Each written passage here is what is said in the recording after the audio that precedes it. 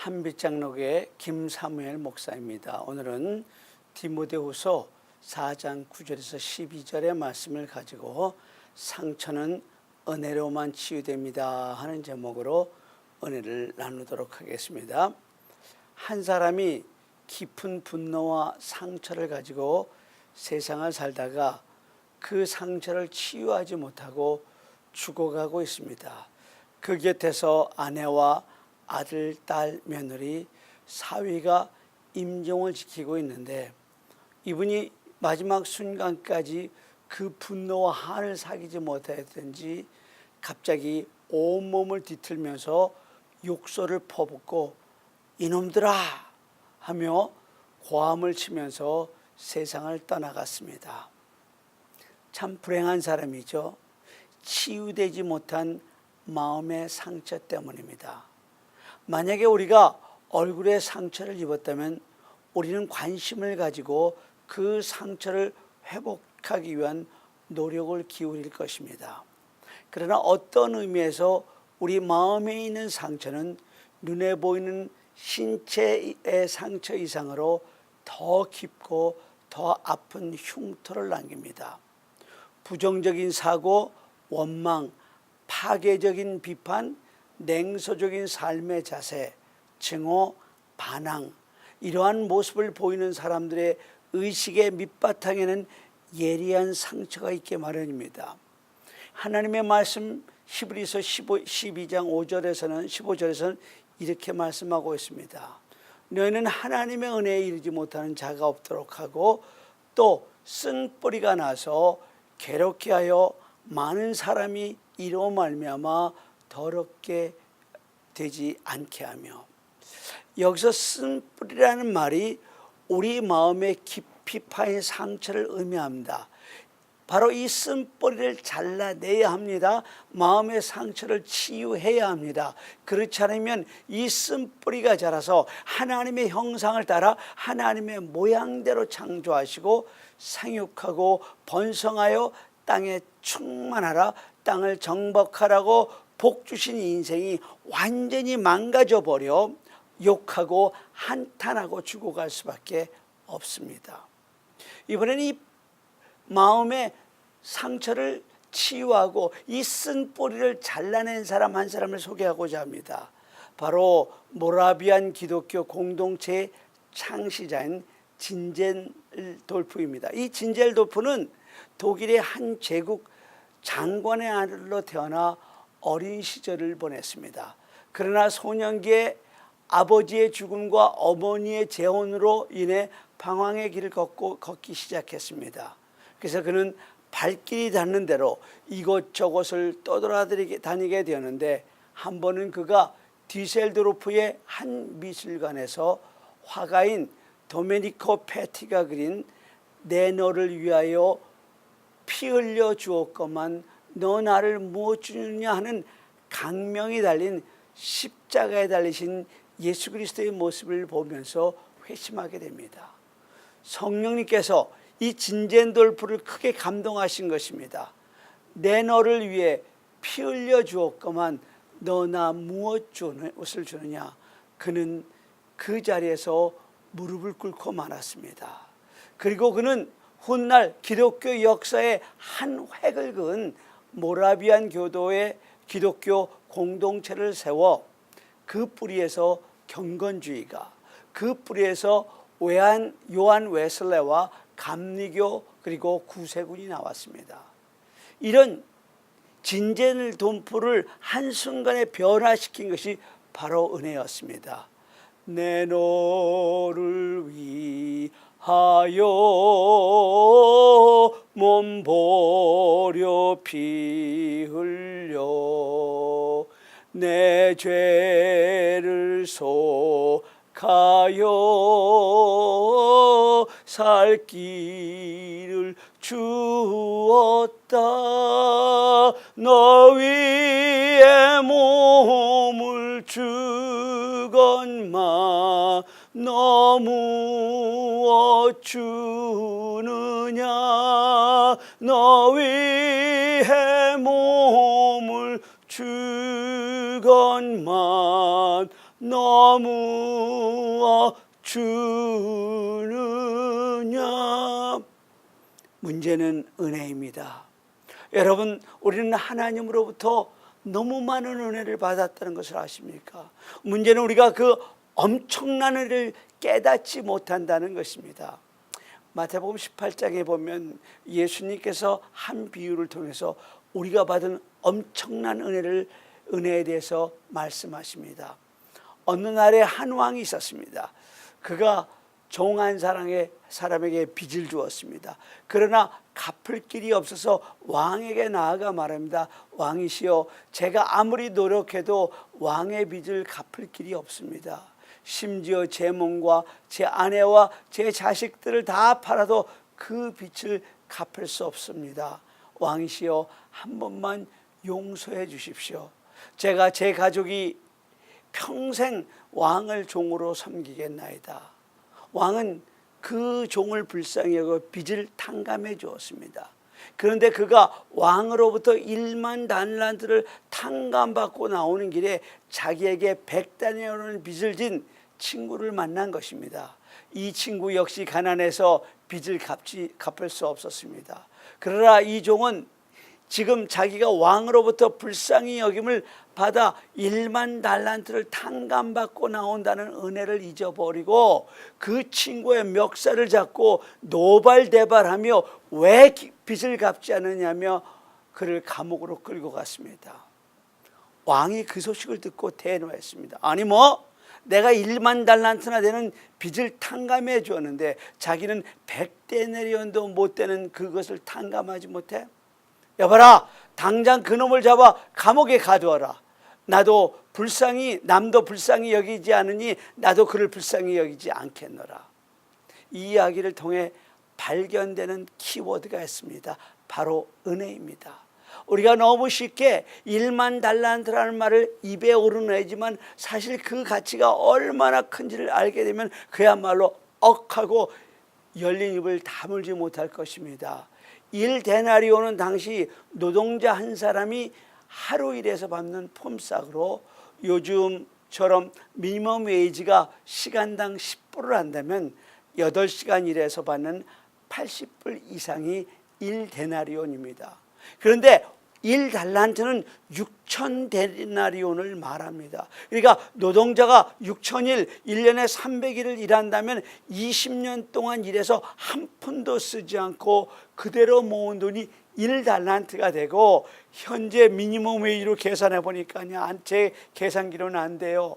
1달란트를 48만 불이라는 계산이 나옵니다. 그런데 1만 달란트라면 그것이 만 개입니다. 노동자가 20만 년을 일해서 한 푼도 쓰지 않고 그대로 모은 돈으로 얼마나 큰 돈인지 잘 모르겠지만, 고려 충신인 정몽주의 시 단심가의 표현처럼 죽고 또 죽고 또 주고 100번 고쳐 죽어도 다 갚지 못할 그런 은혜인 것입니다.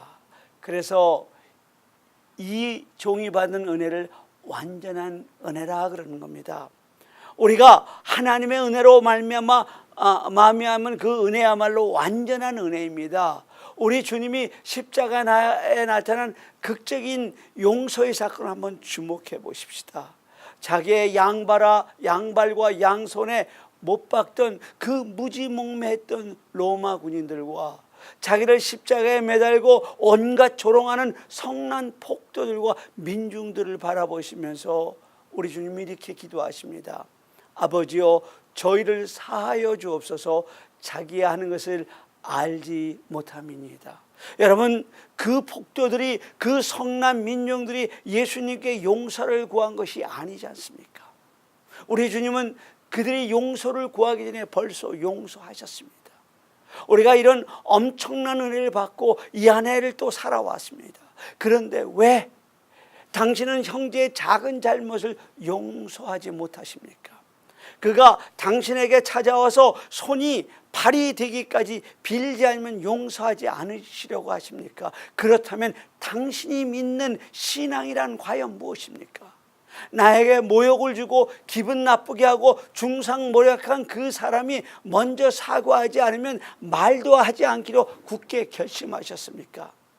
그렇다면 당신을 용서해 주시기 위해서 저 십자가 위에서 흘리신 우리 주 예수 그리스도는 누구십니까? 누군가가 당신에게 상처를 주고 누군가가 당신에게 마음의 빚을 지었다면 예수님의 은혜를 나타낼 절호의 기회가 왔다는 것인데 왜 망설이다 그 기회를 놓치려고 하십니까? 당신이 먼저 허리를 굽히세요. 하나님도 당신에게 먼저 허리를 굽히셔서 성육신하셔서 이 땅에 오셨지 않습니까? 더 이상 기다리지 마세요. 이 해가 다 가고 있습니다. 이 해가 다 가기 전에 당신이 먼저 그를 찾아가 허리를 굽히세요. 이 용서의 모본을 보인 사람이 바로 오늘 본문의 사도 바울입니다. 사도 바울이야말로 엄청난 은혜를 받고 은혜로 살고 은혜를 전하며 산 사람입니다. 성경에 가장 많이 나오는 말 중에 하나가 은혜라는 말인데 신구약 성경에 대략 500번 이상 나옵니다. 성경은 은혜로 시작해서 은혜로 마치는데 사도 바울 서신서에만 무려 80번이나 나옵니다. 사도 바울 서신서야말로 은혜로 시작해서 은혜로 끝이 납니다. 그만큼 사도 바울은 은혜를 많이 받았고 평생을 은혜의 복음을 전하며 살았다는 것입니다. 사도 바울은 이렇게 고백합니다. 나 된 것은 주님의 은혜다. 또 사도행전 20장 24절에서는 이렇게 선언합니다. 내가 달려갈 길과 주 예수께 받은 사명 곧 하나님의 은혜의 복음을 증언하는 일을 마치려 하면은 나의 생명조차 조금 더 귀한 것으로 여기지 아니하노라. 그런 사도 바울이 자신의 유언과 같은 마지막 서신서인 디모데 후서에서 그것도 마지막 장에서 관계에서 당한 아픔의 상처를 적고 있는 것입니다. 누가만 나와 함께 있느니라. 여러분 이 한마디에 일평생 복음을 전하다가 지금 감옥에 갇혀 순교를 기다리고 있는 하나님의 노사도 바울의 서글픔이 묻어나 있지 않습니까? 아마 사도 바울이 오늘 본문의 이 구절을 쓰면서 두 눈에는 눈물이 그렁그렁 맺혀 있었을 것입니다. 많은 사람들이 잘 나갈 때는 사도 바울과 동행했습니다. 그런데 사도 바울이 감옥에 갇히니까 다 떠나갔습니다. 오늘날 세상이 너무 각박해서 많은 사람들이 믿음을 저버리고 의리를 배신하고 있습니다. 이럴 때일수록 우리 믿는 사람들은 더욱더 하나님과의 관계 속에서 철저하게 믿음을 지키시기를 간절히 바랍니다. 내가 믿는 믿음을 죽음이 와도 환난이 와도 버리지 않고 끝까지 지키는 그것이 바로 신앙인 것입니다. 주님이 축복하면 좋다고 오고 환난이 오면 떠나가는 그런 존재가 아니고 환난이 와도 좋다, 핍박이 와도 좋다, 죽음이 와도 좋다, 오직 주님을 향한 일편단심만은 변하지 아니라고 고백하는 것이 신앙이라는 것입니다. 누가는 사도 바울과 함께 동행한 바울의 주치의입니다.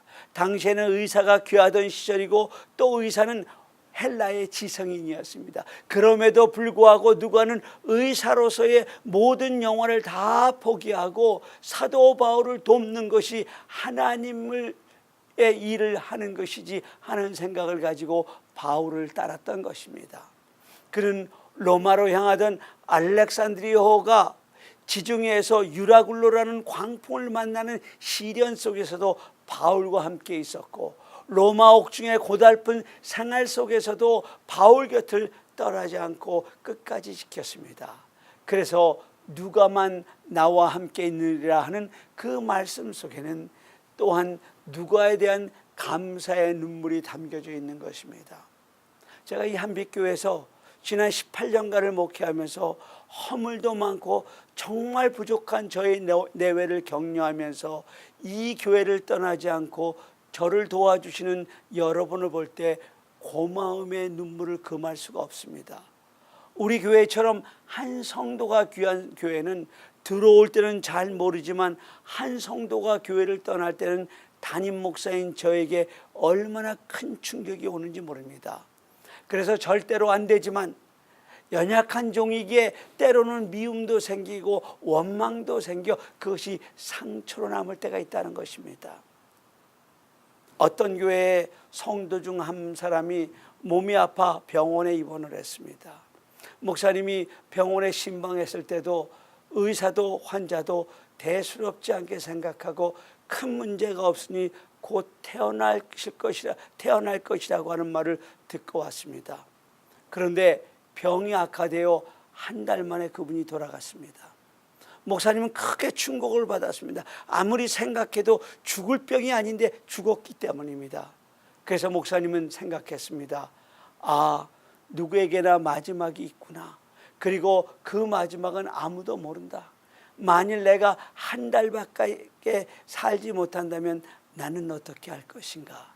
이 목사님은 바로 우들랜드 펠로십 교회 캐리 슉 목사님으로 그때 받은 충격으로 만약 나에게 한 달간의 생명만이 남았다면 어떻게 살 것인가 하는 것을 제1일부터 시작해서 제30일까지 마지막 죽는 순간까지 해야 할 일을 정리해서 그의 아내 크리스와 함께 내 생의 마지막 한 달이라는 책을 썼습니다. 그런데 이 책에서 가장 많은 분량을 차지하고 가장 중점을 두고 있는 부분은 관계에 대한 내용입니다.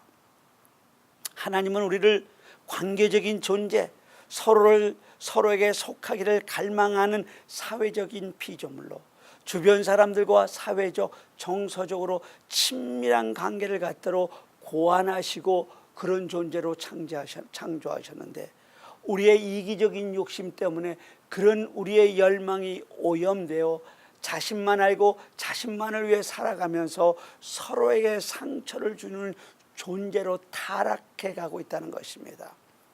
정말 우리가 그렇습니다.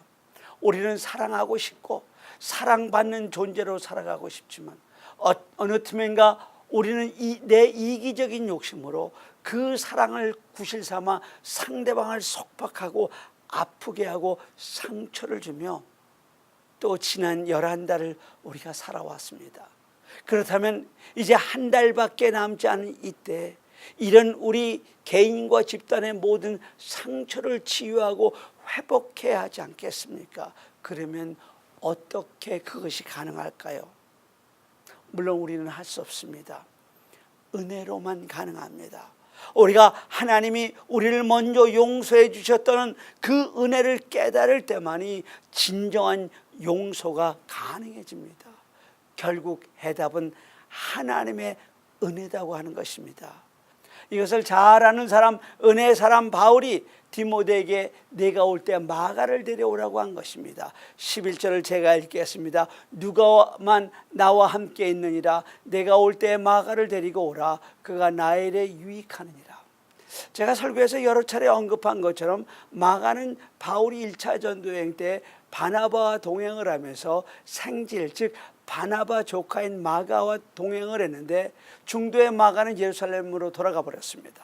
그 이유는 성경에 나오지 않기 때문에 우리가 알 수 없지만 그는 예수님의 마지막 1주간을 제자들과 함께 지낼 수 있는 다락방을 제공했고 성령이 충만하게 임한 다락방의 집주인의 아들로 당시 안에는 부잣집 아들로 척박한 선교 현장을 견디어내지 못하고 돌아왔을 것이라고 짐작해 볼 수 있습니다. 그래서 바울이 큰 상처를 입고 제2차 전도여행 때 바나바가 또다시 마가를 데리고 가자고 해서 크게 다투고 바울은 실라를 데리고 수리아와 길리아로 갔으며 바나바는 마가를 데리고 구브로로 갔습니다. 아마 그 이후 마가는 바울에게는 깊이 인물 제1호가 됐을 것입니다. 그러나 은혜의 사람 바울이 죽음을 앞에 두고 마가를 회상할 때마다 마음이 편치 않은 것입니다. 아, 그때는 내가 너무했어. 젊은 마가가 그럴 수도 있었는데 내가 너무 매정스럽게 했어 하는 생각이 그를 괴롭혔을 것입니다.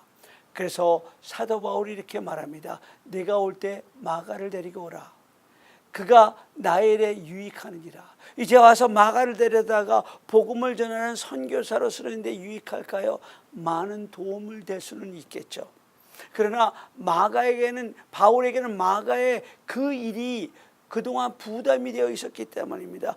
혹시 그 일이 젊은 마가에게 야, 너 같은 사람은 선교에 필요 없는 존재, 선교할 자격조차 없는 존재라고 하는 상처를 주지 않았을까? 또 마가에게 자기는 상처를 남긴 존재로 기억되고 있지는 않을까 하는 부담이 마가를 데려오라고 한 것입니다. 우리도 얼마나 많은 상처들을 주고받으며 살아가는지 모릅니다.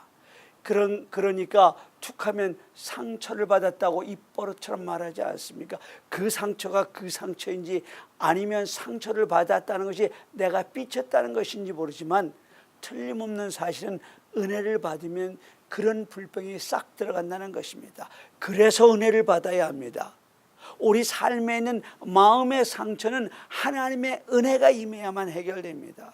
그런데 더 중요한 사실은 먼저 하나님의 은혜를 받은 우리로부터 남을 용서하고 남과 화해하는 일이 시작되어야 한다는 것입니다. 먼저 하나님의 은혜를 받은 우리로부터 지난날을 회개하고 마음을 비우고 그것이 누구의 잘못으로 생긴 상처이든 내가 먼저 잘못했나라고 말할 수 있을 때 비로소 나와 그의 가슴에 깊이 파인 상처가 회복될 수 있습니다. 한 간증집에서 읽은 간증을 하나 드리고 말씀을 정리하도록 하겠습니다. 교회에 출석하는 한 자매가 몹쓸병에 걸려 시름시름 앓다가 신방 오신 목사님에게 털어놓은 이야기입니다. 이 자매는 지금 자기가 걸린 중병보다 자기에게 더 큰 두려움을 주는 것이 있다면서 말문을 열기 시작했습니다. 그 자매의 병은 희귀병으로 찾아가는 의사마다 검사를 받을 때마다 서로 다른 결과를 내놓습니다. 그러나 똑같은 결론은 결국 곧 죽는다는 것이었습니다. 이 자매는 의학적으로 설명되지 않은 답답장을 느끼면서도 그때까지 지내왔던 것입니다. 그런데 목사님은 이 자매와 상담을 하는 가운데 그 자매가 지난 20년 동안 한 번도 울어본 경험이 없다는 것을 알게 되었고 깊은 부분까지 대화를 나누는 중에 그녀가 어렸을 때 양부에 의해 성적인 학대를 받으며 자라났다는 사실과 그 후로 양부에 대한 증오심을 품고 냉소적인 자세로 살아왔다는 사실을 알게 되었습니다. 목사님은 이 자매에게 예수 그리스도의 십자가의 복음을 설명을 하고 요한일서 1장 9절의 말씀을 읽어주었습니다.